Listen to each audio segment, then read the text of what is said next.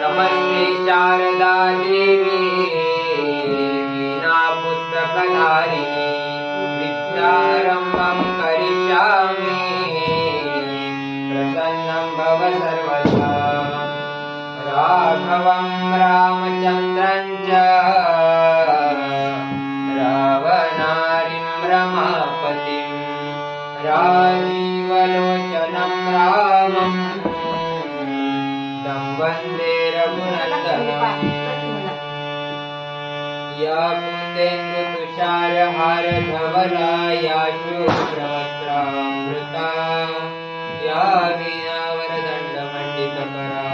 या श्वेतपद्मासना या ब्रह्माच्युतशङ्करप्रभृतिभिर्देवे सदा वन्दिता सा मां पातु सरस्वती भगवती निःशेषजाड्यावान् शान्ताकारं भुजगशयनं पद्मनाभं सुरेशं विश्वाधारं